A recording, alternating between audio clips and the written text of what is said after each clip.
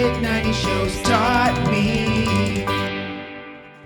Shit 90 Shows Taught Me was not filmed before a live studio audience.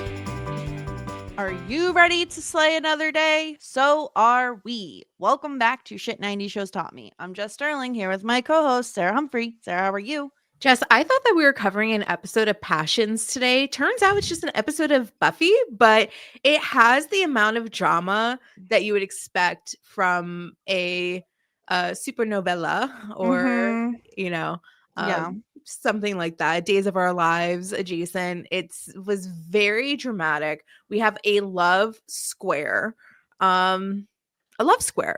There's four members involved. Kind of forgot Harmony was involved for Don't forget Harm. How dare you? I couldn't forget her, but it's like no one loves her, so I don't know. She loves Spike, so she's part of the square. Sure.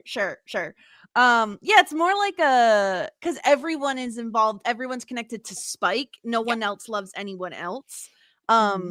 But no one, Buffy. Anyway, we'll talk about it. We're covering season 5, episode 14, Crush. But of course, we're not alone. I assumed this was going to be a Spike heavy episode when I saw that our guest was one and only TV Lindy, and I was not disappointed. Lindy, how are you? I'm so excited to be here. Thank you. I'm doing amazing. I just want to clarify, is this a date? Yes. Absolutely, this is good because I wanted it to be. So, have either of you ever gone on a date without realizing it was a date? I think I have the opposite problem. I would go on non-dates and think that they were dates. But have either of you? I know. Have either of you done the opposite? My husband and I have a big disagreement as to whether or not what our first date technically was. Because I insist it's not a date unless it's specified that it's a date. But he treated our first get together like it was a date. You know what I mean? Yeah. So we disagree. But did he pay? No. Oh, you guys were golfing anyway. Mini golfing. I don't golf.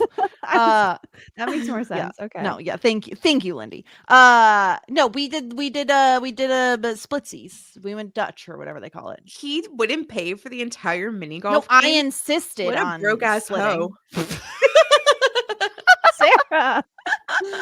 I insisted on it because I get uncomfortable when people try to pay for me. Right. So anyway, at the top, before we even get into the episode, we want to put out a very quick little reminder, PSA, just a little bit of some housekeeping stuff, a request. Yes, a very kind request.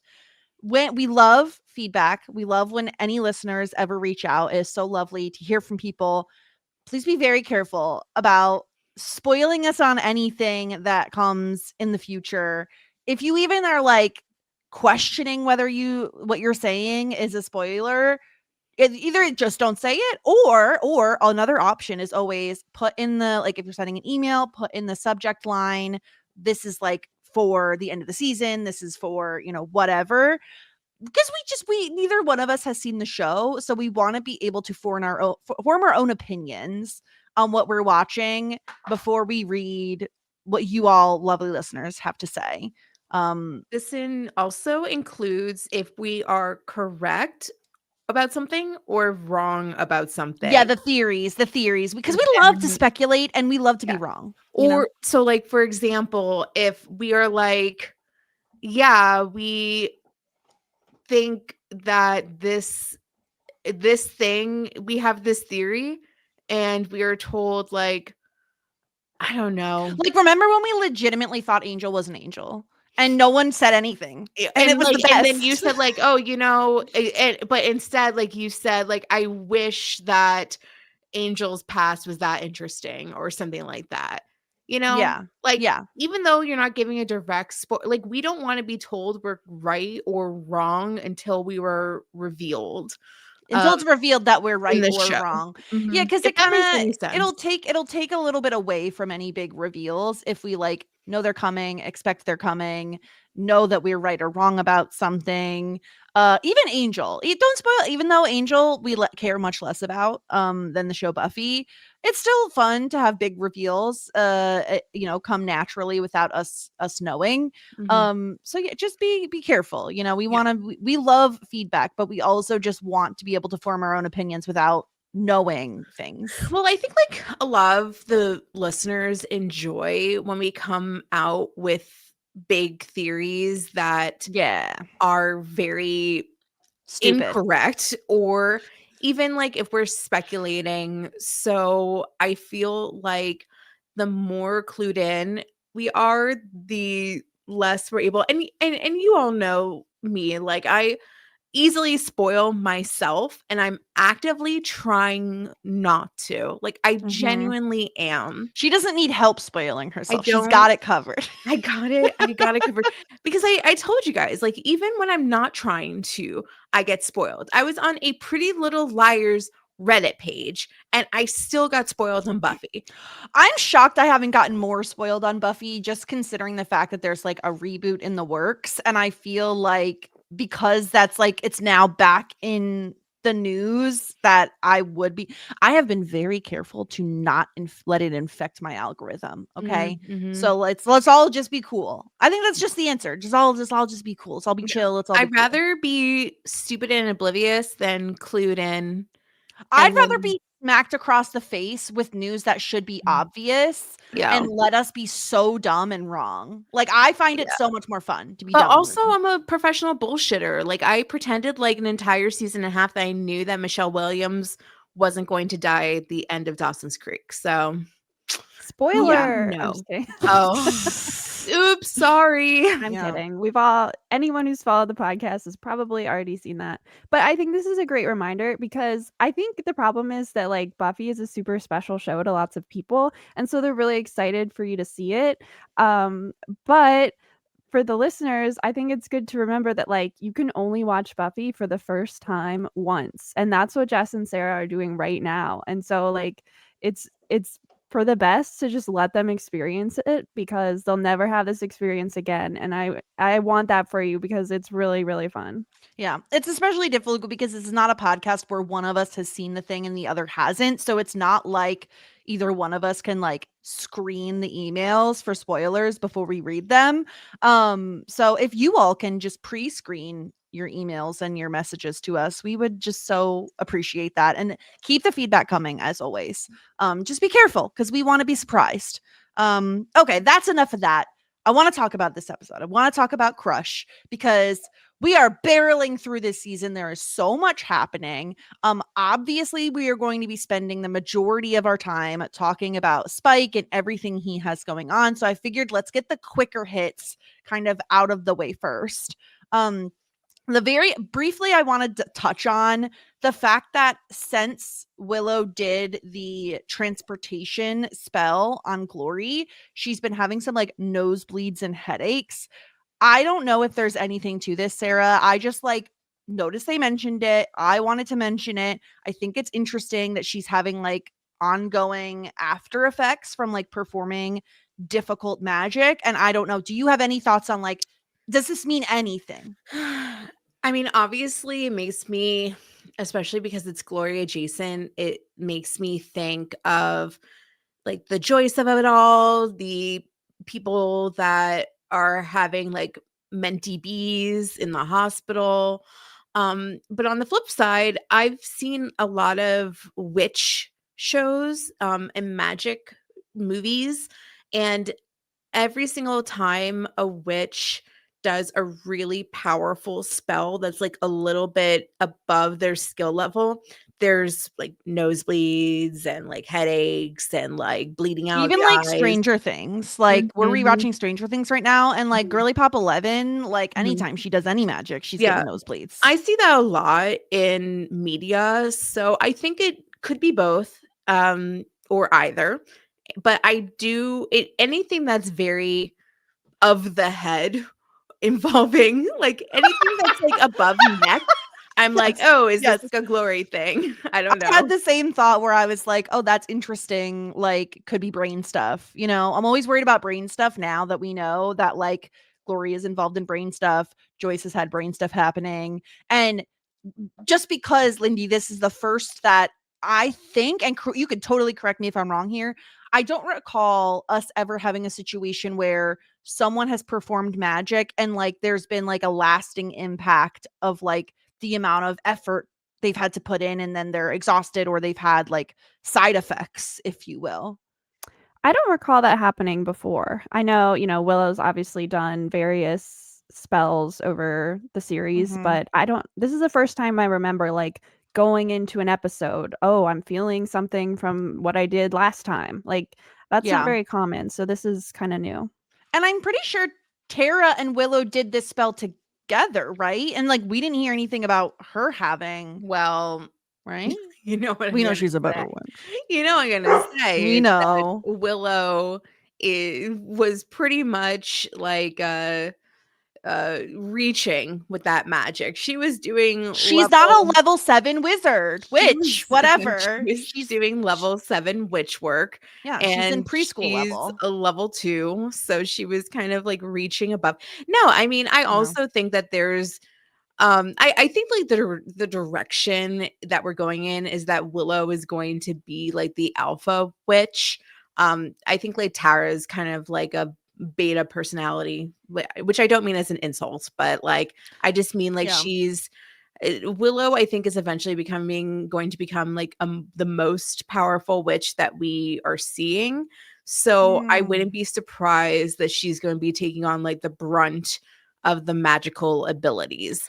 Even if like we joke that she's not a good witch and that Tara has actual natural talent. I think that's like, the thing. I think it's like D&D terms. Like Tara is more sorcerer, where like innately she has more natural built-in witchy talent. But Willow, she's just a studious witchy. She's just like trying real hard. She's studying a lot. She's the wizard of D&D. Yeah, and I think that's I mean, we talk about that a fair bit. Like, I think like I think that like a lot of like the witch media content that I've like consumed growing up, Harry Potter, Charmed, like they were born with it. It wasn't Maybelline. And I think like I struggle, like I have less I don't know, like I'm like because you don't like nerds. It's okay. Yeah, I think that studying is actually a waste of time. Which I've said a lot actually. I don't study. I think it's fake. Anyway. I don't even know what to say to that. Studying is real. And it works. It's fake. Good God. Anyway, I do want to briefly also touch on this whole train situation because like it seems like we're introducing something else this episode where a train arrives to Sunnydale, which has a train station. I don't think we've ever seen this train station before. And everyone's going to the docks all the time. No one is ever going to the train station, but there is one. And it arrives and like everybody's dead. Everybody on the train is dead. And there's a monster on the train that gets the like, not a train conductor, but whoever is there to like greet the train people. The monster gets him. You don't know what it is? We didn't see what it was. I mean, they threw the vampire, but like no, they panned up to like above where you put the luggage, and there was a doll. That's Drew. It was Drew. It was a hint that Drew was here in Sunnydale. I watched this episode twice. See, if I was spoiled on that, I wouldn't get to look like a big dummy. And here we get to live in this great moment. I was wondering, I'm like, oh, now they're dolls. Like, what's happening with the dolls? I forgot the Drululu doll connection. Drew has a passion for dolls. I did forget because I was like, oh, the doll is blindfolded. Like, what's happening? Well, I still don't know why Drew always blindfolds her dolls. Lindy, do you have any insight to that? Because you. She likes to fuck in front of them and she doesn't want to ruin their modesty. Whoa. I don't think that Lindy was going to say that, but Lindy, that's not what I was going to deny. I don't know, but off the top of my head, I think because Drew kind of like sees things. She's got like the sight. So does she like blindfold the dolls so that they're not burdened with that? Okay, that's very considerate. Is that a thing? I mean, that could be a thing. It's again, I'm rewatching Stranger Things, and it's like 11 puts on a blindfold to go into to see things. Maybe help helping them see because she does like white noise and like it's like a deprivation thing, sensory deprivation. Yes, right. I don't think I don't know if that's happening with Drusilla, but I could see it either way. She's either protecting the dolls Yeah. or making them like her. Yeah, I think Drululu gives off the vibe of like, oh no, we must protect the dolls from seeing the harm. And so she's like, she wants to like, they're her children, they're her babies. She's Mhm. like, I need to not let them see all of the bad things I'm about to do. Yeah, but then she left her baby on the train. You can't leave That your wasn't baby on the great. train. No, Not not with all great. those dead bodies. Too many dead No. bodies. I can't believe I didn't realize that it was. Anyway, that makes sense. It was a vampire and, whatever. But either way, Drululu is in town now, which is very exciting. We get more crossover extravaganza because she is done in the slums of Angel. She is back on our Buffy primetime, baby. Was that a thing that was shown on Angel? No, I mean, we knew she was hanging out with Darla. Yeah. Yeah, so this happens after she was on Angel. So she kind of took the train from LA over to Buffy. But we Yes. never on Angel, we never saw like Drew being like, I'm gonna go take the train No. today. No, we get it on Buffy because she says, yeah, Angel lit us on fire, and it was like not so fun. Okay. But that's all we get. Basically it's like, who cares about Drululu and Darla over on Angel this episode? We'll get into it. I was very but yeah. happy to see Drew on Buffy because honestly, I mean, it was a little hyperbolic, but I was like, I remember saying like, we're never gonna see Drew on Buffy ever again. And all I wanted to see was her interacting with Spike. Now, I'm not very confident that after this episode, we're going to see even more of it because Drew seemed pretty over Spike by the end of this episode. He did threaten to kill her. That's like just That's a day in the life. That's when you're talking foreplay to for Spike. them. just another Tuesday. But Yeah. yeah, it was great seeing Drew. Like I think like Drew, like when I saw Drew on Angel, I was like, ooh, like what kind of crazy shenanigans is she going to get into? I like seeing her with Spike sometimes. I think like the scenes that we saw in this episode were really, really interesting. So seeing her make like a cameo or a guest appearance. Jess, were you spoiled by the credits again? No, I actually wasn't. Good for you. I tend to look away during the credits. And if I can, I also will fast forward through the previous Leons because I find that those tend to give a little bit of a peek into what we should expect in an episode. So no, I was not spoiled. I didn't know that she would be back this episode. I was really excited to see her. I think her and Spike have a really interesting dynamic. And I don't know, her theory I thought was really fascinating of like I don't believe in science, which is like, what? It's very much Sarah doesn't believe in studying. Like, it's like, no, SPF is a myth. It's like, what? I don't believe in science. I don't believe in bits and molecules I can't see. Okay. But she basically is of the like mind over matter, right? Like, oh, you can get over the chip situation. You just have to believe. It's like fucking Santa Claus. Like, if we just believe, we can do it. And so she really wants naughty Spike back. Like, she's tired of this like impotent Spike. She doesn't want neutered Spike anymore. She wants Spike at his full power. And this is interesting, Lindy, that like we're gonna see the limitations or lack thereof in the chip. I guess if a person is already dead, he's allowed to take a nibble, is what we've seen this episode. Yeah, because if they're already dead, he's not hurting them by drinking their blood, so he can do Right. that without pain. So it's a good workaround. Yeah. it's it's a good workaround for him. Yeah, well, because he said we all thought this was a lie, but like when he said to the Watcher Council people, like, oh, she lets me take a little nibble every once in a while about Buffy, we were like, that can't be true. I still don't think that's true, but yeah. No, She but it's like could. now he could have. Yeah, we know that it is possible for him to do that. This is really interesting though, right? Because Drew has just incredible timing and happens to show up right after Buffy and Spike have really had it out.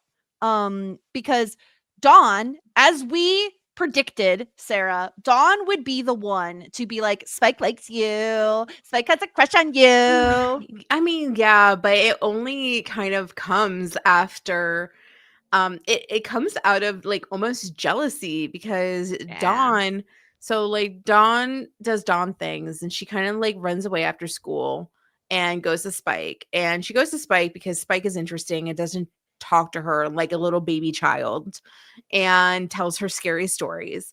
But So she's funny. also developed a crush on him, which is like inappropriate because I mean, it's probably as inappropriate as Buffy having a crush, like, or Buffy like dating Angel or Spike because of the hundreds years difference. Because, like, what's like 4 years, 5 years in the sense of 100 years, but it's inappropriate because Dawn's a minor, but also she doesn't exist. So maybe like, and she probably is as old as time itself. So That's wow. What an interesting like philosophical debate of like, is Dawn really no age? Is she ageless? mhm. Because she was just created by monks. Is she 6 months old? Is she infinitely old? Is it more appropriate that she dates Spike? No, because she has the mind of a 16-year-old and like the body of a 16-year-old and the Mhm. Right. hormones of a 14-year-old, sorry, 14-year-old. Right. But like it is interesting to think about the fact. And I think that is also why she doesn't see Spike as like a weirdo or it being inappropriate, because in her mind, she's like, well, I'm not human. So what does it matter? Yeah, Lindy, wasn't that like such an interesting conversation? How she was like, I actually relate to you, Spike, the most because I was I was nothing and now I'm a human, and Spike was a human, but now he's not nothing, but like not human. Like that one little conversation, that interaction that they had, I thought was really interesting. Yeah, and it's also that, like, he treats her differently than, like, everyone else in her life. Like, Buffy is treating her like a little kid and extra gentle now that the whole key thing is happening. And, you know, all of Buffy's friends treat her like a little kid sister, and so she doesn't have anyone who's, like, kind of, like, older than her, but not treating her like a little baby, and so I think she really gets something different out of, you know, talking to Spike than anyone else. So, you know, they're both kind of supernatural, but also, like, he's this really cool guy to her who's, like, not babying her, and that's gotta be, like, the Yeah. best when you're 14.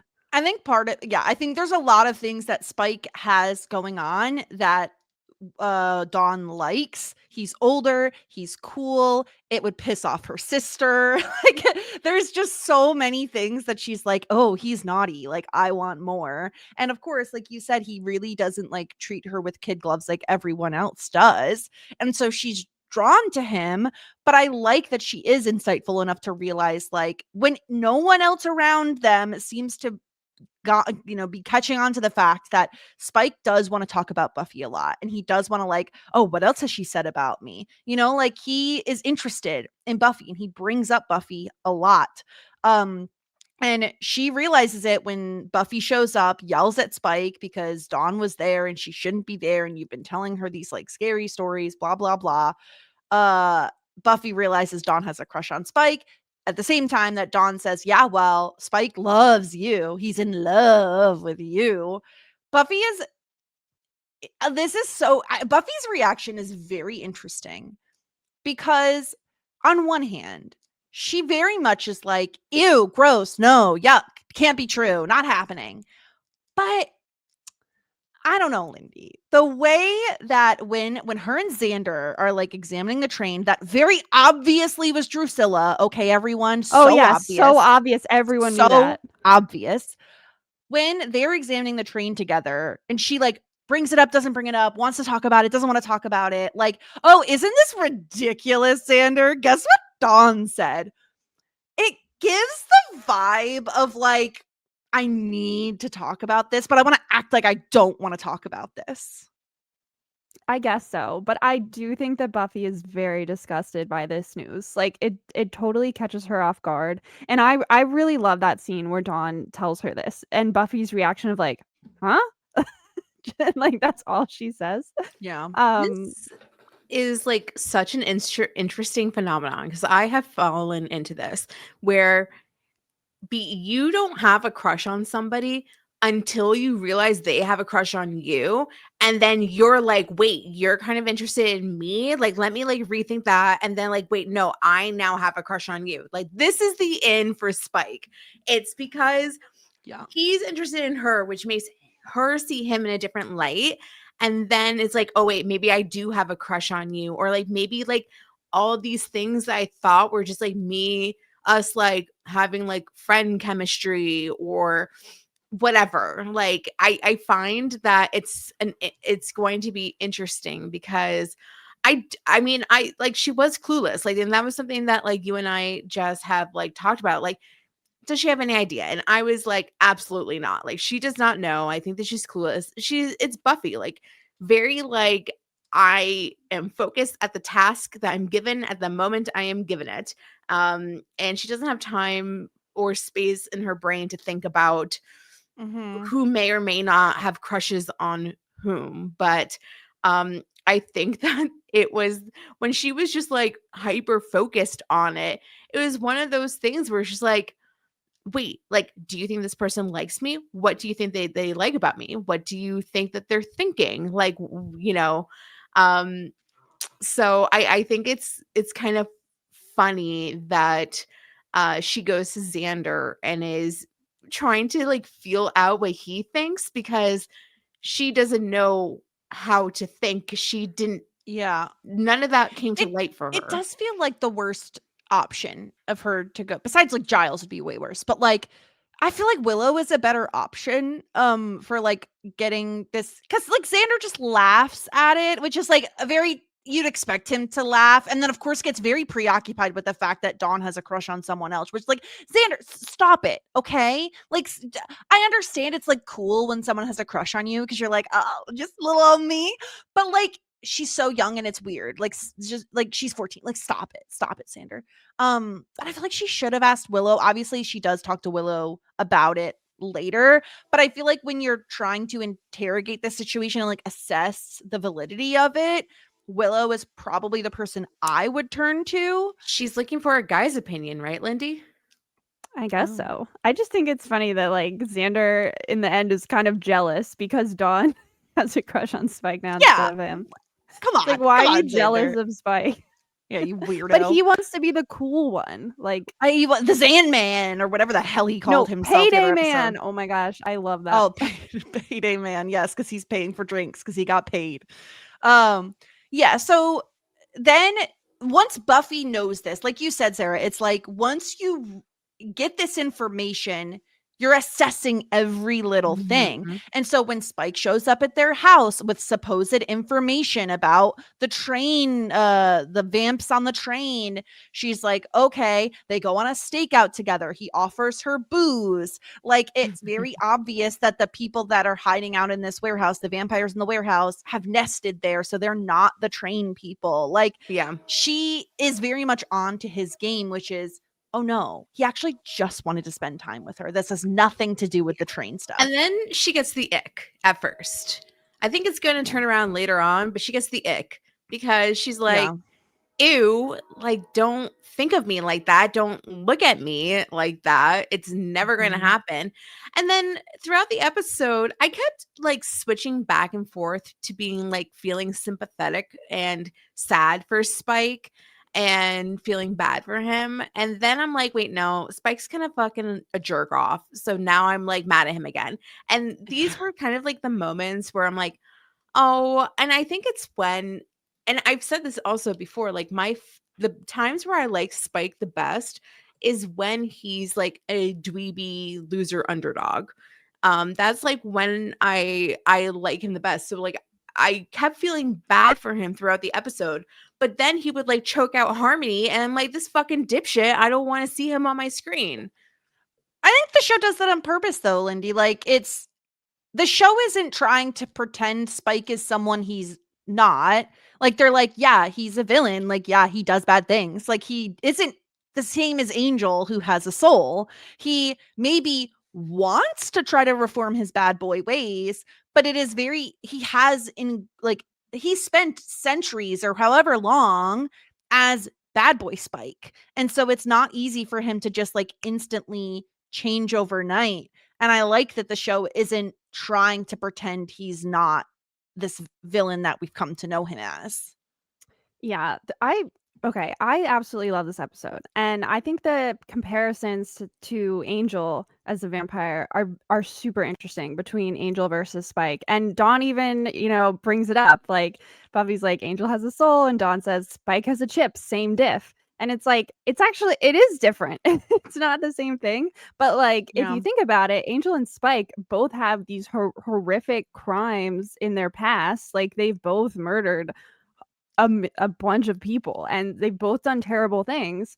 And the way the show treated Angel in the beginning is very different than it has treated Spike, like just portraying them. And Buffy's reaction to Spike in this episode is, I think it's interesting how you two are taking it of like, oh, now that she knows he has a crush on her, she's kind of thinking about him differently. I don't think so. I think she's really disgusted and horrified, and she completely shuts him down and doesn't give him even an inch, and goes so far as to uninvite him from her house, where she's been palling around with him for a season and a half now, and is now like, I have to shut this down completely. I can't let anything happen here. I think that that's like future thinking once again that I'm doing. Like, I think that we're looking like isolated this episode. Of course you're right, Lindy. Like, it's like she is like mortified. She like can't stand him. But like there's also like a gross infatuation or interest of the like crush. Like I think like at first, like when she first heard of it, it was like more of that curiosity. And then once she saw the shrine, and you can't go back from the shrine. No, we will spend like so much time talking about the Helga Pataki shrine because we really need to. But the thing, okay, because I agree, Buffy is like repulsed by even the idea. Like she is so taken aback and just so like shocked by this turn of events that Spike has a crush on her. She can't even believe it. But it is like she does protest. She protests so much. You think she does protest too much? Is that a little. Yeah, because I agree with Sarah. I think part of us, like we watch a lot of TV, like we watch a lot of TV. So I think a lot of us also like we project what we think is going to happen in the future. And so for us, it's like very obvious that Buffy is going to be a thing at some point, most likely. We don't know for sure. We're not spoiled in that way, but like we assume that's going to happen. So we're looking for signs, of course, that is going to happen. And I think Buffy like really is pushing back against this because, Lindy, like you said, she is saying there is such a big difference between Angel, who has a soul, is for all intents and purposes a human being when it comes to his soul. He wants to suck blood because he has those instincts as a vampire, but he has a soul, versus Spike, who has been implanted with a chip so that he cannot hurt other people. It's not that he doesn't want to, it's that he physically can't without getting really pained in the head, whatever, getting a blinding pain. And so she is like, I shouldn't have feelings for him. And it's not that she has feelings for him, but I do think Buffy, maybe she doesn't realize it, but I do think there is just this chemistry between them. And again, we've talked so much about like the difference between the opposite of love is not hate, it is apathy. And so even though she hates Spike, that's closer to loving him than apathy. Like I just think there is something there, and she is just so offended by the entire ordeal that obviously she's going to push him away. And I obviously like the way he goes about this is like not really the way to win her over, right? Like he is so pushy about it. He goes like, oh, two people in the workplace, like feelings develop. And he's like pushing so hard at this that, oh, I've changed. Like, women marry serial killers all the time. Like, I can't stop thinking about you. Like, it's so, this isn't a slow burn. This isn't slow playing it, Lindy. Like, he is like, it's whiplash. Like, it is so intense immediately.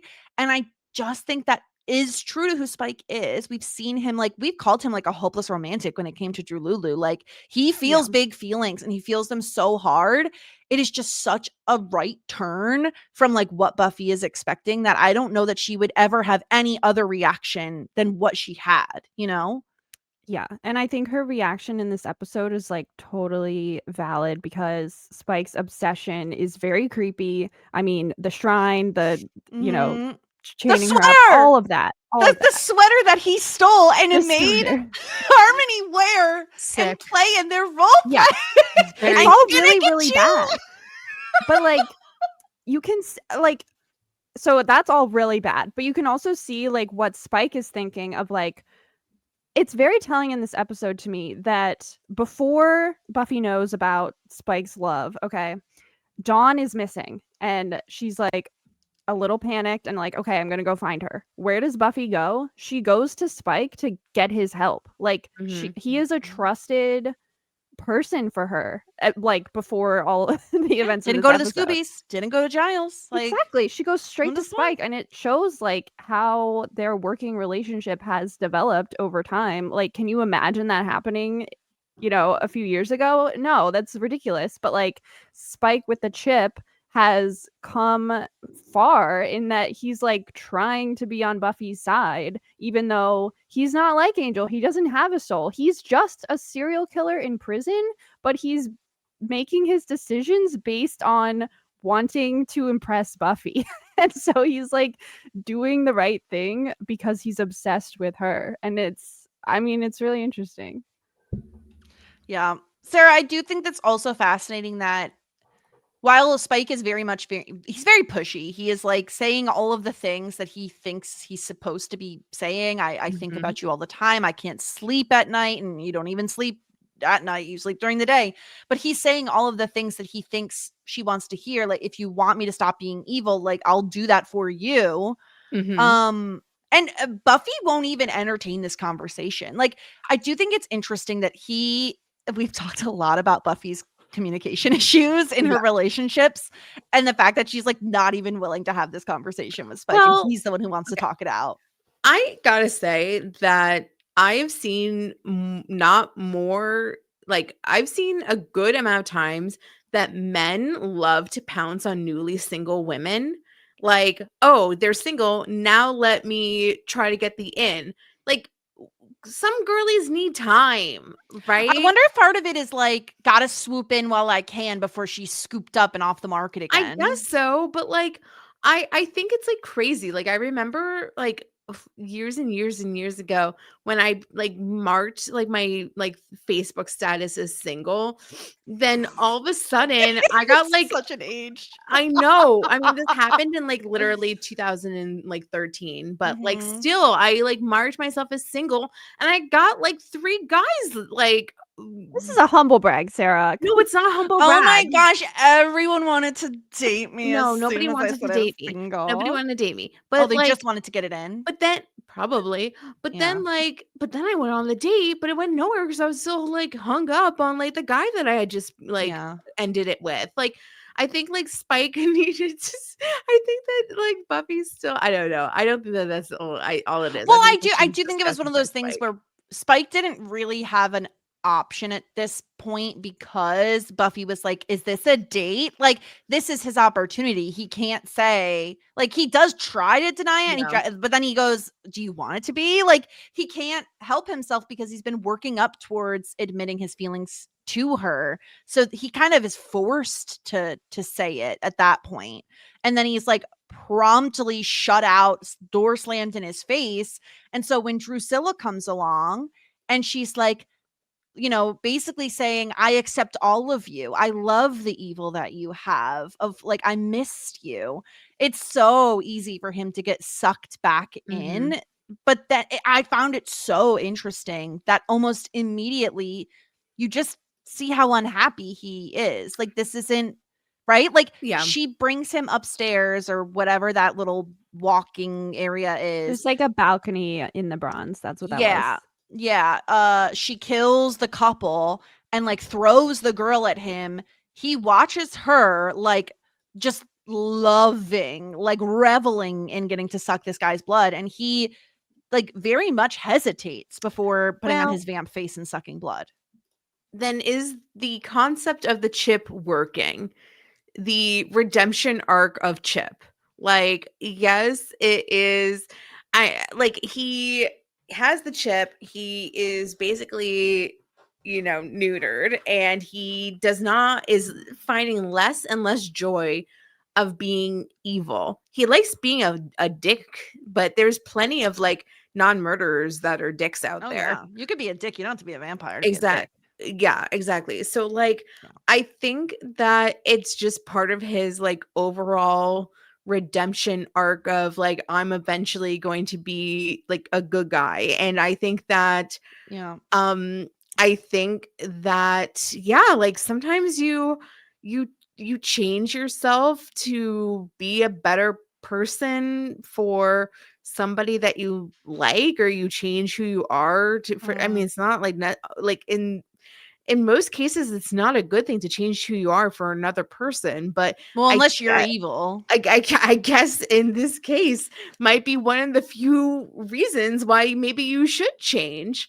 Yeah. But I think that true change takes a long time, and I also think that no matter how much he tells Buffy that like I'll be good for you, I think that Buffy is wise to not consider it, because I mean, like, how long has he had the chip for? Like, has it been a year yet? Maybe, probably Probably about not. a year. It's been over a year, I think, because that was at the beginning of season 4. Yeah, Right. but then he spent like 300 years being evil. So maybe he needs like another 300 years trying Well, to be good. It's almost like he's trying to relearn how to be a good human, which Well, like you said, he spent so much time being yeah. evil. And even when he was human, like, was he a good human? We don't Well, know enough to truly say that. I He mean, was not a poet, Jess. he's Yeah. a water sign, Jess. Of course he's a good person. No, I think that there is also a layer of like, even when he was human, he wasn't treated well by society, and he had like a very jaded view of friendship, of relationships, of love, because he was getting rejected all the time. Like, he was an outcast even then, and then he was even more isolated and forced to be an outcast as a vampire. So I think that he definitely has a very skewed idea of love. It's very romanticized. He is prime incel behavior. If he was in this day and Yeah. age, he would be on the dark Reddit talking about how much women suck 1,000%. Yeah. It's like he's playing at being it's like he's performing being nice. Like, he doesn't quite understand Well, what it yeah, means to be a good person. So Yeah. he's like he's trying, but like it's not quite there. Like because you know? it's not earned. It's not earned. Like, you can't go from, I mean, yes, it's been a year, but like you can't go from murderous vampire to like nice guy next door in a matter of minutes. And we see like those cracks in his armor when we're behind doors and he's like does his little tantrums Mhm. where he just lightly destroys all of his possessions and throws things and Mhm. acts out. Like, we see like the chink in Yeah. that facade, and I mean, like, I feel as though or the crack in the facade, the chink in the armor, you know what I mean? Mhm. I think that he like needs more time to marinate, and of course Buffy's not going to hear him out, because half the time, I mean, like, Buffy's at this point meaner to Spike on a regular basis, but also Spike is like, you know, That's just their way of talking to each other, I feel. it's just the way that they are. Isn't it so cute? Isn't it so No. romantic, Lindy? Don't you just love it? Don't Why you are you attacking me? Well, I just wanted to throw it to you, but I was still like in the middle of my bit. So like I don't mean to be like opping you. I don't actually know your stance on It's this okay. Buffy of it all. But like I said, I was trying to throw it to you, but you got No, I'm just in kidding. the crosshairs of I got caught in the middle of that. I didn't even do anything. I'm sorry. Like I told you, Lindy. like I said, like you can try to be a good person, but if the evilness is within your bones, it just comes out sometimes. It's the crack in the facade, as I just said. Yeah. Okay.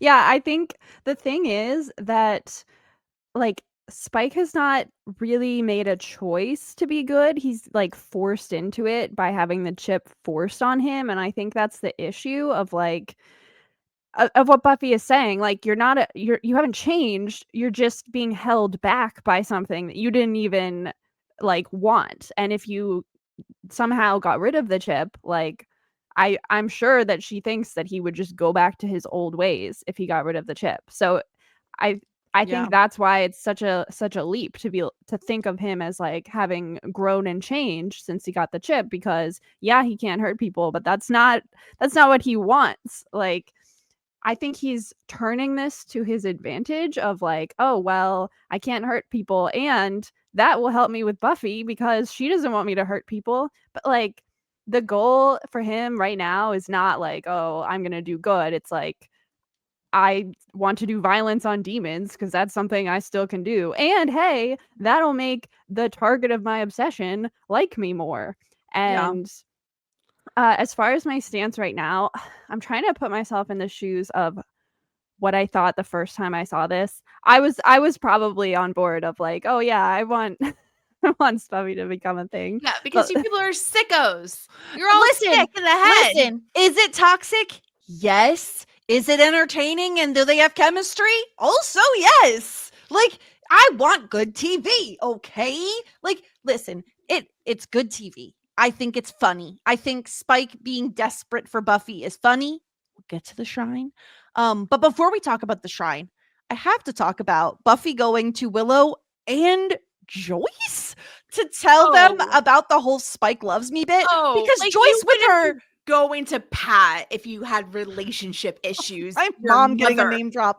I don't actually. You are such a mom's girl. You would go to your mom in a second. I actually don't talk to my mom about like relationship stuff. I really never, because it's like awkward for me. I just think it's weird. But here's the thing. Joyce basically being like, were you dressed like a slut, Buffy? Yeah. Did you lead him on, Buffy? Like, Joyce.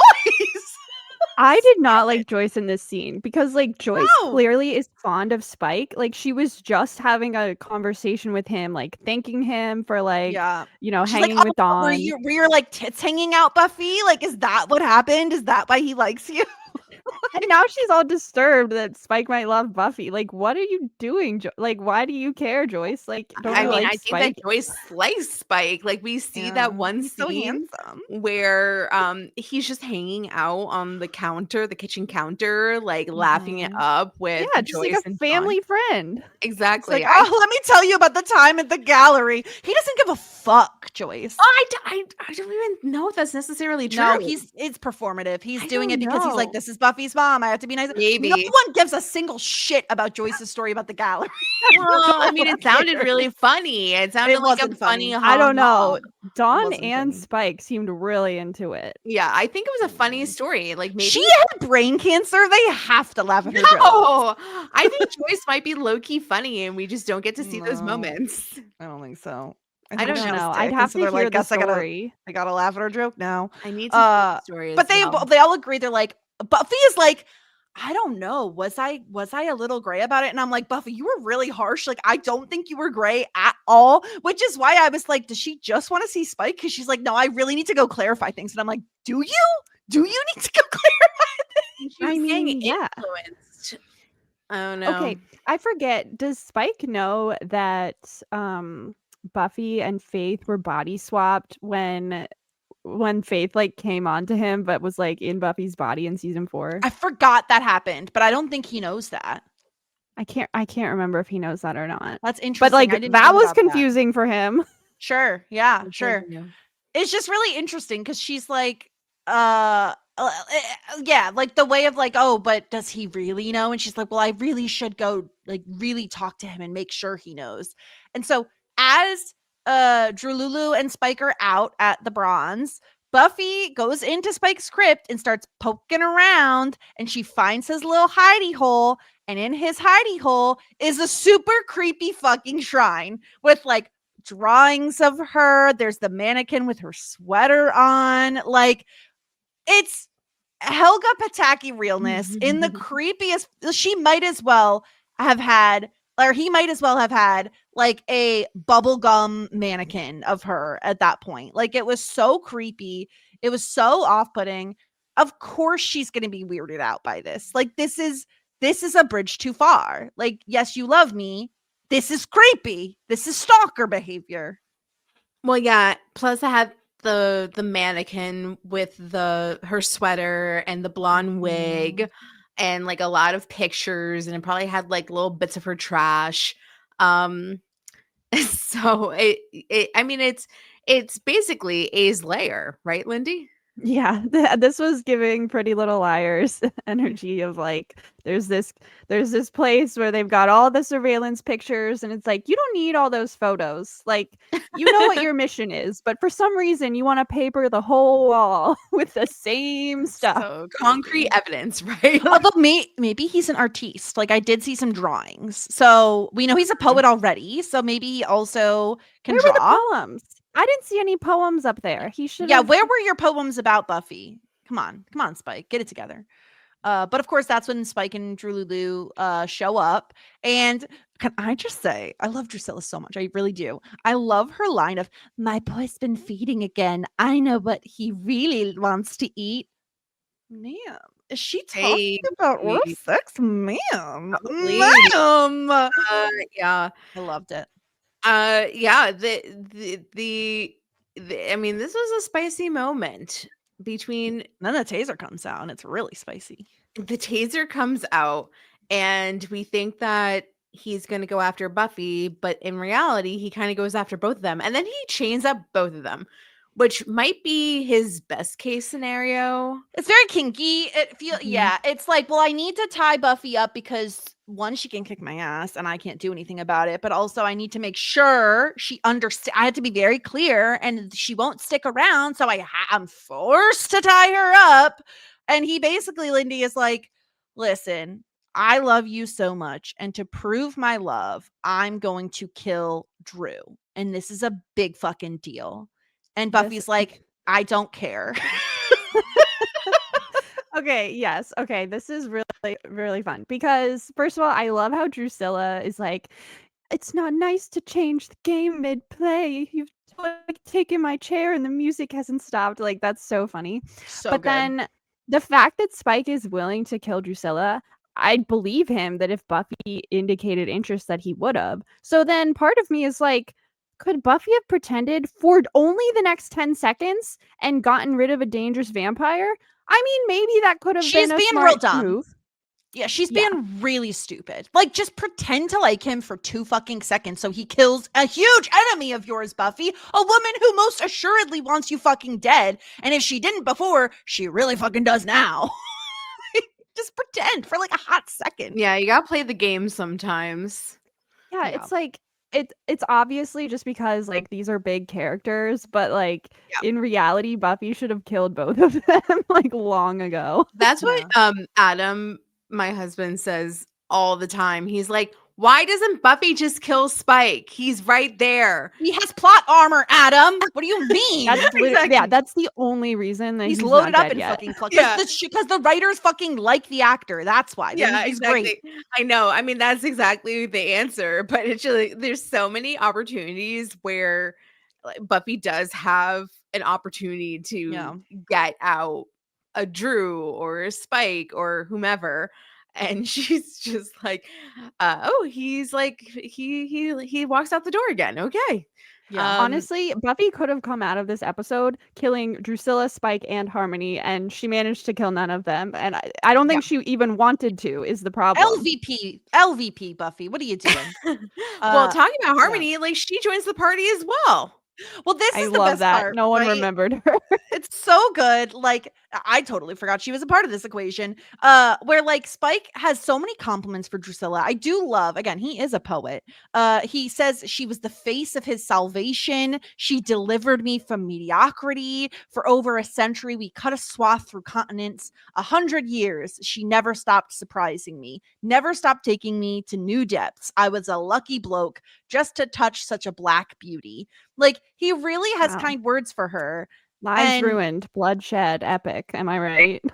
So good. So good. And he's just like, all you have to do is admit there's something. There's a tiny, teeny, tiny feeling that you have.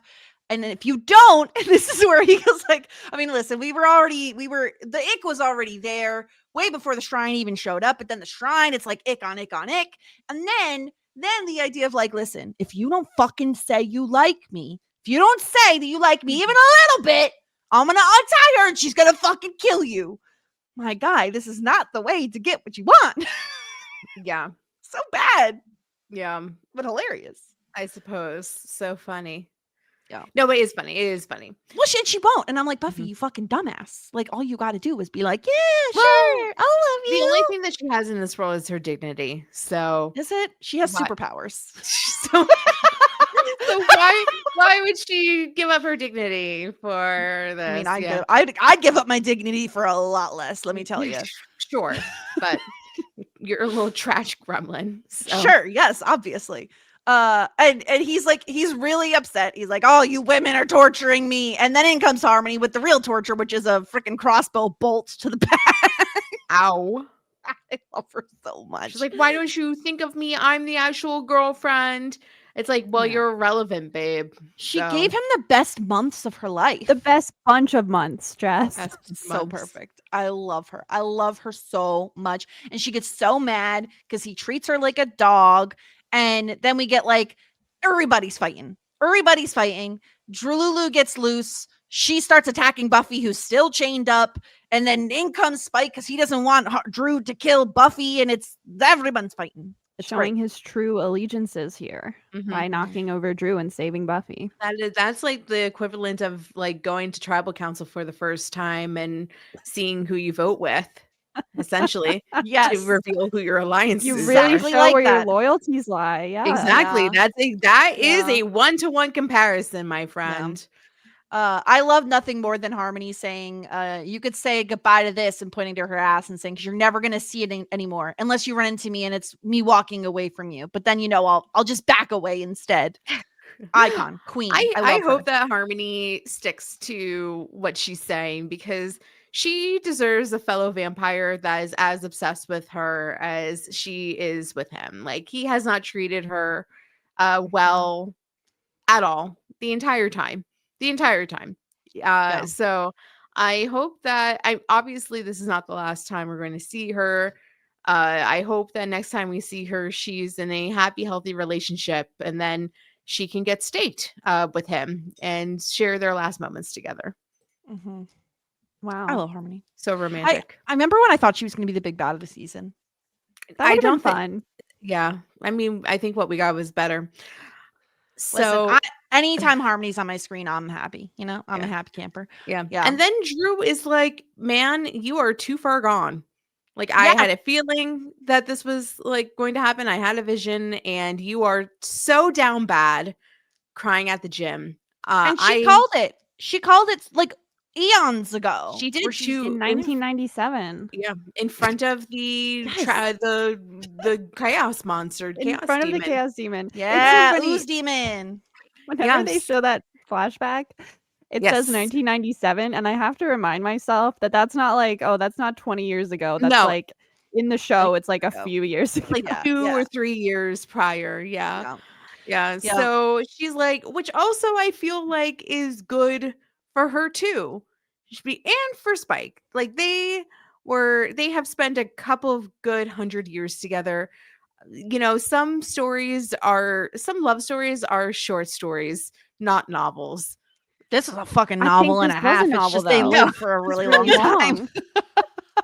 Yeah, but it's good. She leaves. She needs to leave. She probably has to go back to Angel. Like, truly. She's probably like, oh, I've got to catch the bus. it's sad for Drusilla if you're, feeling bad for Drusilla. I mean, maybe you shouldn't because she's an evil vampire. But for her, like what Spike has done just now is like the ultimate betrayal because she sired him. She's the one who turned him into a vampire, and then they went on this like global rampage together for hundreds of years, and he killed 2 slayers, and they shared all of that. And now he has literally shoved Drusilla aside in order to save a vampire slayer. Like you can understand why she's she like, loves naughty I Spike. can't help you now. Like Yeah. you have gone too far to the You're other too nice, extreme. and I hate it. She loves a bad boy, and he's no longer a bad boy in her Gotcha. mind. But then to Buffy, it's like he's evil.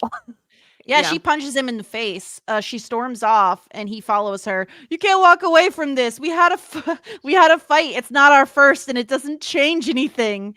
And he is like, she says, "You stay away from me. You stay away from my family. You stay away from everything I love, and I don't even want you around at all." And he says, "I'm in your life. You can't just shut me out." And she literally slams the door in his face, and he's like aghast that she would dare kick him out of the house. Well, yeah, like basically the force field she's uninvited him. So like he tries to walk through the door and he cannot because he's uninvited, which that did make me a little bit sad. I love an underdog. Yeah. I felt a little bad for him in that moment as well, where he was just trying to talk to her and he got shut out. But probably about time. Like that was a big question why that hadn't happened by now. Yeah. And it was probably well past due. Yeah, it's just one of those things where like Spike's just a great character, so that's why they haven't shunned him before this or killed him. But I absolutely love this episode. That's why I'm here, of course. I think this episode kind of encapsulates everything I love about the show. Like that it has everything. I mean, it's got action and it's got romance and friendship and comedy and drama. And then the way that this, I mean, it's got like villains and heroes and like, but also like it's not all black and white. There's gray in there. And the way that this ends in such a gut punch for Spike of like the look on his face when he realizes that Buffy has uninvited him. Like their fight did not faze him at all. The violence did not faze him at all. Her like punching him, that's just another day for him. It doesn't bother him. That's foreplay for him, baby. But then like bouncing off of the door frame of like, she actually uninvited me. Like this is real. Like she really does not want me around. Like that's like devastating to him. And it's rejection, which is like his oldest, like deepest wound. Yes, rejection. And so I think it's a really powerful ending here. And you're right, it does make you feel bad for him, even though he's done some like terrible things in this very episode. And it's really dark. But then at the end, you're like, oh, poor baby. I know. Spike. Love how it can do that. And also, okay, sorry, this episode has so many great lines in it. At some point, maybe when we're done, I would like to run down all my favorites from this episode. Give me your top 2, and then we'll Only do the other ones 2? later. Well, top 3. Give me top 3. Oh, okay. Oh, you know what? When Buffy is telling Xander on the train about this, that Spike's in love with her, and he starts like maniacal laughter, and then she's like, "This, I'm not joking." He's like, "Oh, I hope not. It's funnier if it's true." That's one of my favorites. I also love the Dawn line of like, Spike has a chip, same diff. I kind of was like, I know that like if I really think about it, there is a difference, but my initial reaction was like, that's kind of true, Dawn. You got a point there. Like, yeah, same diff, whatevs. Yeah, the soul was really thrust upon Angel, just like the chip was thrust upon Spike. That's true. Yeah. And Angel was still doing evil things and we saw that in the flashback, was still Angel's doing evil things to this day on Angel. So yeah, we saw in the flashback that he was still with Spike and Darla and Drululu doing evil things in China, even with the Chip. Yeah. Listen, I a mean, soul does with not a soul, hero with soul. make. Okay. Like, Mhm. I know lots of people who technically, legally have souls that are pieces of shit. So it's possible. It's like he still would do the bad things, but then he would like feel a He little just bit bad feels about it. bad. And Like, then oh. Spike can't physically do the evil things and gets frustrated at it. So I think it kind of cancels itself out. I think it is same diff. I think Dawn's right there. I think I agree. I agree with her. Same diff. Listen, yeah. Yeah, I mean, in a world mhm. where, teenage girls are dating vampires, maybe it is same diff. Yeah. Yeah. Wait, where's your third? Oh yeah, what's your third one? Okay, I mean, there's so many. Okay, this is so funny. When Buffy and Spike walk into the vampire den, and they see the vampires who are like, Slayer, and then they just scamper away. Yeah, they run away. Terrified. Spike's like, They're very weak. They were making Jiffy Pop. Like, well, that Ooh. was sad. it was so Loved- funny. Like, oh, loved vampires eat Jiffy Jiffy Pop. Pop. Okay. I used to get Jiffy Pop from it wasn't even Jiffy Pop, but What is that? you don't remember it? Jiffy Okay. Pop? Yeah. You know what Jiffy Pop is? So What it's is like that? a little pan, like a little Oh, disposable pan of popcorn. Yeah. Oh, So okay. you I would didn't put know it what on that the was called. stove, and then you would shake it. And you Yeah. can still get it. Like, it's still available if you go to the grocery store. But I was thinking about that when like you would go to Blockbuster, but at Blockbuster they had that tub of popcorn. Do you remember? It was like a paper tub that you would get kind of like at the movie theaters, and then but you would put the whole thing in the microwave, and then it would pop, and it was like Oh, movie theater interesting. popcorn. It was so good, so good. I didn't go to Blockbuster, so Ever? well, we had a local like video rental place that we went mom to. and pop. Yeah, Okay. we didn't have a Blockbuster in our town. Yeah. Another scene that we didn't talk about was when like Harmony met Drew and was like really negging her because she was like, Mhm. you She called her are like, Morticia. yeah, like you are like a skanky goth and just trying to like cosplay as Drew. And Spike is like, that is Drusilla, you fucking moron. Yeah. Oh, Um, and one other scene that we didn't really touch on was when Buffy bumps into Dr. Ben at the Bronze. And gross. of course, you Not want to a talk about Dr. doctor. Ben. We don't know that he's not. and I didn't want to see that man on my screen anyway. Why do you think he's not a doctor? She thinks he's faking it. I have seen no evidence that a god / demigod / brother of a god / flip side of Harmony, no, not Harmony, of Glory, went to medical Same diff. school. Same diff. Yeah. When would this man have time to Do go you need to see his medical doctorate? school? Like, do you need to see the graduation slip? I can Photoshop one of those myself. Like, I can give myself a doctorate right now. Could you have done that in what year is this? 2000 or 2001? Maybe. Okay, I guess like how would Ben get hired if he didn't have the right credentials? I can make my resume say that I have 3 doctorates and I can be a good interview, or he has She just magical wants to hate him. magical god powers, He and just is mad that he's replacing Riley. That's what it is. he's not replacing Riley. Okay. He's not replacing Riley. Well, here's the thing. Okay, that is what this is about, isn't it? It is exactly what it's about. It's okay. She can deny it, but we all know it's true. Here's the thing with Dr. Ben, though. It's interesting that Buffy thanks him for like taking care of Dawn, and he is like, doesn't know what she's going to say. Like, he doesn't know what she knows, right? Like, in my mind, his reaction to her was very much like, I don't know if Dawn is going to remember the fact that me and my sister had some weird ass body swap situation happening. And it's interesting that he doesn't know that Dawn's mind or memories or something were adjusted, or maybe she has a tumor, who the hell knows. I just thought it was interesting that he doesn't quite know what to expect from Buffy in that regard. Yeah. So anyway, I like Dr. Ben. I'm happy he's around. Oh, he's so interesting. He has like so many interesting things about him. We know so much about him in the episodes that we've seen. You were so pro Riley, and he has no personality. Dr. Ben doesn't have like, the biggest personality ever. He just seems like a kind doctor. Yeah. Who's related to a psychopath. Like, okay, whatever. Anyway, I mean, give Ben a chance. I mean, no, because he's not a doctor. He's faking it, Lindy.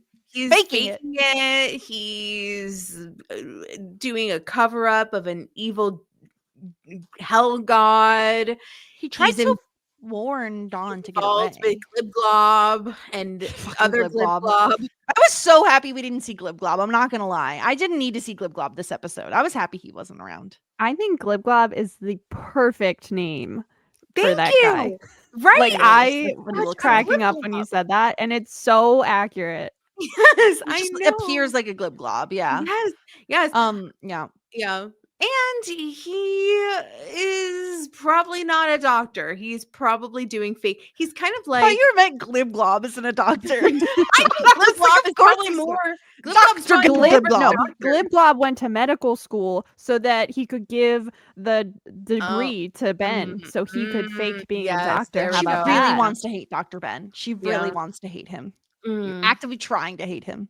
Okay, I want to talk about Angel. We'll do a quick hit on Cordy's Corner because I did watch The Thin Dead Line, which I should have known. Now, again, I should have known looking at the title what this episode was going to be about, because obviously anyone who lives in America knows the Thin Blue Line is cop stuff. Oh. So this episode was a lot of cop stuff. However, I do want to first off talk about Sarah.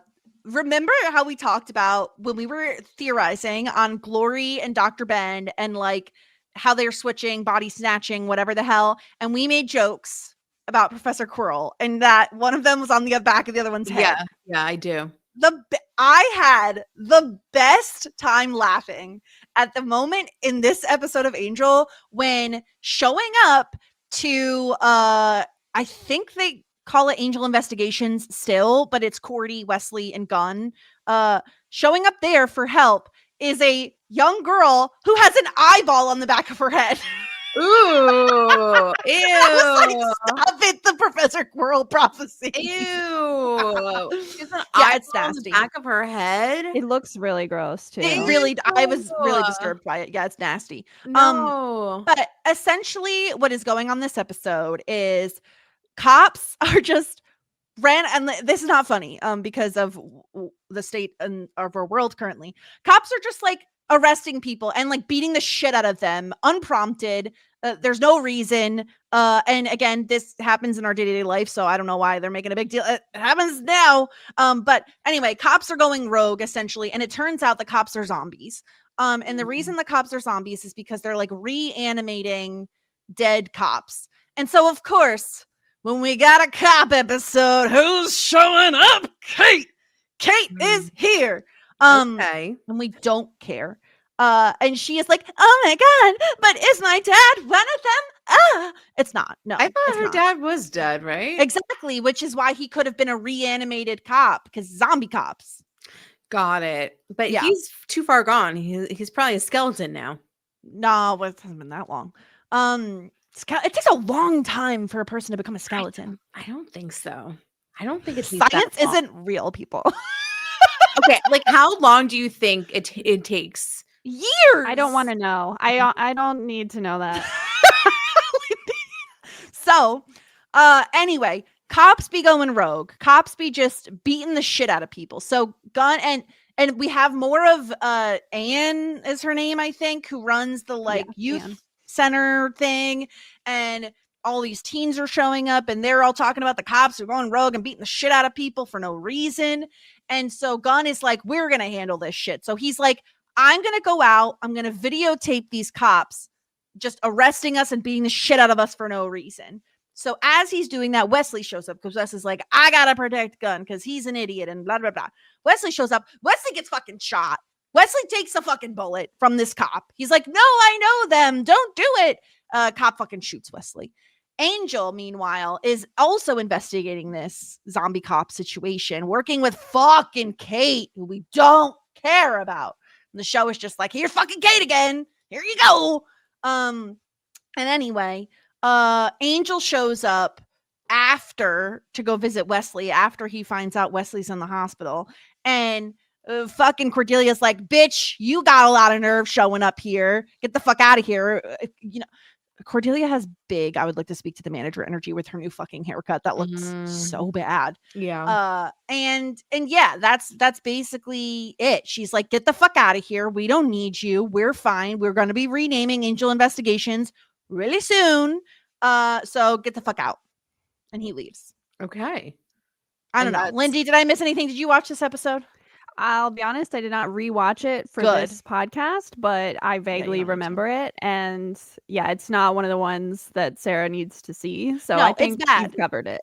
It's like, it's not even propaganda because it actually is like very much like the police suck. So I at least appreciated that messaging.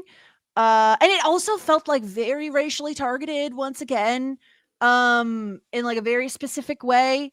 But the show didn't handle it like poorly. I just also doubt there were many people of color in the writers' room for this episode, if that makes sense. How many women do you think, women or people of color, do you think are in the Angel writing room? Less than one. How do we find this out? Because I hear it's definitely not 0 to 1, maybe one, maybe a single one. But sometimes. Yeah, the Professor Quirrell thing really did tickle me. Wait, Wesley's so okay. What was the deal with the girl with the eye? That basically the trio was getting hired to figure out what happened because I guess she got like touched by someone, and that's where she got an eye. She came and said, "Hi, I have a new little problem. I might have something in the back of my head. I think it's like a mole." And then they look and they're like, and like, damn, you have an eye on the back of your head. Have you tried visiting the hospital? And she goes, "No, it's the supernatural nature." As soon as Cordelia found out this lady was rich, she's like, "We'll take it. We'll do it." Okay, got it. That makes sense. One other very funny moment that actually did happen this episode. Cordelia shows up at the shelter. And in case you forgot, once upon a time, Angel brought Cordelia's old clothes as an excuse to go to the shelter. So she sees one of the teenagers wearing one of her shirts, and she's like, "Hey, that saleswoman that sold me, I have a shirt just like that. And she said it was one of a kind. What a liar." It's because it's her shirt. No. It was very funny. All of her clothing. Yeah. So sad. zombie cops. That's it. That's the whole thing. That's the whole episode. It wasn't worth watching. Kate still sucks, unsurprisingly. I still hate her. She still sucks. Wesley got shot. He's okay now. He's in the hospital, but he'll be all right. That's it. That's the whole thing. Okay. Wow. I love that episode. So good. I'm glad that I was clued in. Well, the good news is you don't have to watch next week's either. You still have a few more Angel-free weeks. But I'm really excited to watch next week's Buffy because season 5, episode 15 is titled "I Was Made to Love You." Oh, what does that mean? I was made spicy, to love you. Interesting. Like physically made, like a fucking robot, like or was I forced to love you? Like I was made to love you, like I'm forced to love you. I don't know. So many ways to read this. Cool. The Angel episode, season 2, episode 15 is titled Reprise. Reprise? Is it REPRISE? That is correct. Reprise. I feel like people either say reprise or reprise, and I don't know which one's right. It's like either situation. I don't know. I'm scared to ask. I don't know. But Breeze. Febreze. So that's what we're going to be watching. Have you seen like the Mandela effect? How like Febreze is not spelled the way that like you would think anymore. It's crazy. Wait, oh no. I think it's spelled F-E breeze. How is it spelled? Is like no, there's only one E. There's one E in breeze. Febreze. Everybody remembers there being Febreze. That's because it's a breeze. Effect. Exactly. They changed it, but I don't like this. Yeah, I know. Isn't that creepy? Yeah. Are you sure, Sarah? I'm looking. No, I just Googled it. I'm literally looking at 1,000 Febreze products right now. I don't like this at all. It has one E, but I distinctly remember it having multiple E's. 3 E's. Now there's 2 E's. We removed an E. It's very upsetting. Isn't that weird? Yeah, I don't like this. That is weird. Yeah. Okay, don't the like this at first all. question that pops up is, was Febreze ever spelled Febreze? And if they say no, It says Febreze. no. exactly. That's what a It's the Mandela Mandela effect effect. is. It's Yeah. fucked. We're in an Oh. alternate universe. Well, so- now my brain itches, so thank you for that. You're welcome. I guess. Anyway, just like that little Can I fucking say one more cornucopia. thing? yes, always. Okay, Buffy's hair looked incredible in this episode. Yeah. The scene where she's confronting Spike about Dawn being over there is maybe the best her hair has ever looked. Yes, that scene. These last couple of episodes, I don't know what's exactly different. I don't know if it's new highlights or extensions or she grew her hair or it's curling, but Yeah. It's like It's bouncy curls. very It's like bouncy. so They pretty. need to hire whoever does Buffy's hair for Angel because poor Cordelia is suffering. We're all suffering Mhm. watching her hair. Well, nobody, I think like all of the hair budget in Buffy just goes to Buffy because honestly, Talk about Willow's hair again. have you seen Willow's hair? I knew I you thought were it was gonna do cute in this episode. Even They need to do something with Dawn's hair because it's very just straight and boring. even like I feel as though Tara has been going through some like hair transformations. It was light, and then there was a couple episodes where it was dark, and I felt like it looked really good, and now it's light again. So Wasn't it cute when Willow and Tara were dancing at the bronze? And also Anya was like rapidly like Yes. dancing on her own. with Oh, Xander, I really, cannot but- believe they got rid of the bloomin' onion at the bronze, man. Like that was like the best Fucked. thing. Yeah, that was That the best is thing that they had. fucked. I heard. I hate when places do that. We're like, this Yeah. is my thing. I order this every time I go, and then they just get rid of it. That should be Yeah. illegal. You can't do Yeah. that. I would love a bloomin' onion? onion. Yeah. But No. I'm not going to Texas Roadhouse. I'm not going to Outback. I'm not going to the Ren Fair. So I don't know where I'm going to get a bloomin' onion. Yeah, it's not easy You to could make, make at home. one. Lindy, you underestimate. I am retired from cooking. I have a man that cooks for me all the time. I don't cook no more. So I overestimate you. Yeah. You probably do both. Why would you do that? Wow. Anything else, Lindy? Anything we missed? Any other anything? I don't know.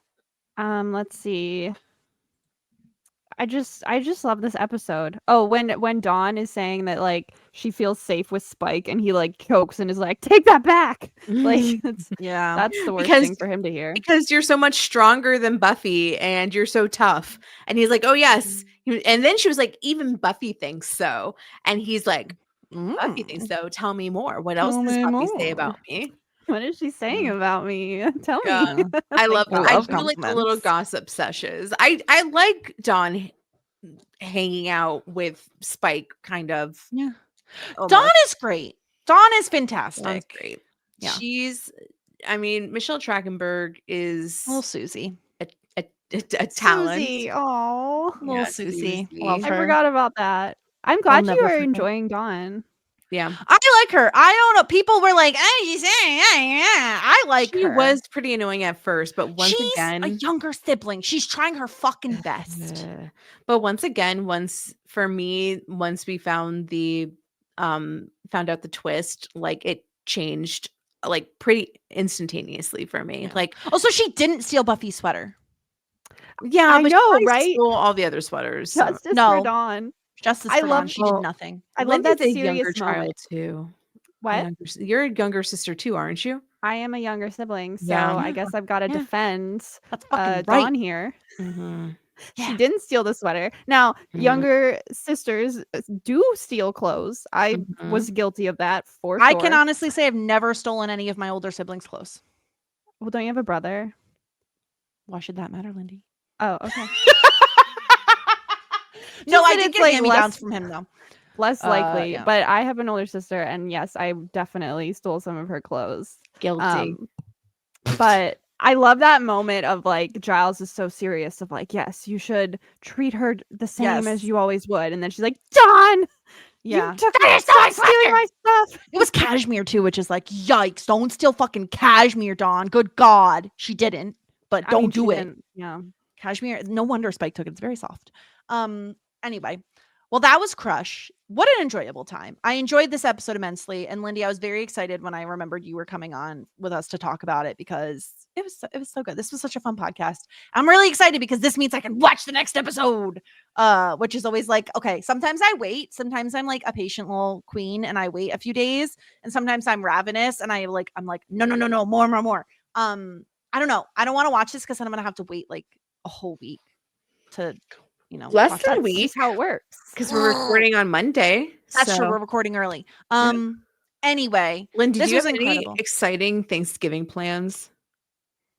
Why are you outing this on the podcast if I say no? Like, Oh, sorry. No one invited me. I'm all alone. Okay. It's like her coffee order. I'm You can't know it. You Just can't trying fucking to know it. make conversation like God a damn it, Sarah. Have some sensitivity. why are you calling me a loser on the podcast? I'm not. Lynn, do you have any fun podcasts happening? Anything you want to Yes, tell the I people do. about? Thanks for asking, There we Jess. go. You're welcome, Lindy. Oh my gosh. Yes. Well, first of all, this was so exciting. I always love to chat with you too. Also, I don't know in terms of the release schedule, but around this time I will be on Whirlwind Investigations talking about an episode of Veronica Mars with Adam and Melissa, season 4, episode 7. We've already recorded that and that was a lot of fun, so check that out. And then I am always on One Indescribable podcast where we're currently talking about Everwood. We're in season 2. It's been a little rocky, but we're bleak. it's a little bleak, this show, but like we're having fun on the podcast as always, me, Adam, and Todd. And then I'm also on Previous Little Liars, which is on the Whirlwind Network as well. Right now we're going through releasing season 4 of our Pretty Little Liars Previously Ons. That's always a ton of fun. It's like Sarah's favorite podcast, I think. So check that out. I've already listened to the 2 episodes that you recorded yesterday. Good. I have super early access. Unhinged. I love it. I love incredible. having a fan. I mean, I have nothing else to do on Mondays while Adam's recording podcasts for like 7 hours. So Incredible. that's what I do. Well, check out everything on Whirlwind.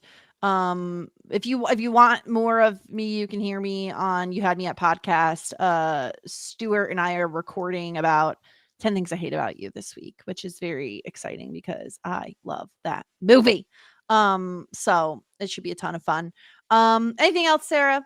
Anything? No? Okay. Well, you can listen to us next week. I Was Made to Love You. I can't wait. I want to know what the hell's going on. Okay, well that's it. That's all of us. Until next time, everyone, here endeth the lesson. Just ask. Shit 90 shows taught me. Shit 90 Shows Taught Me was not filmed before a live studio audience.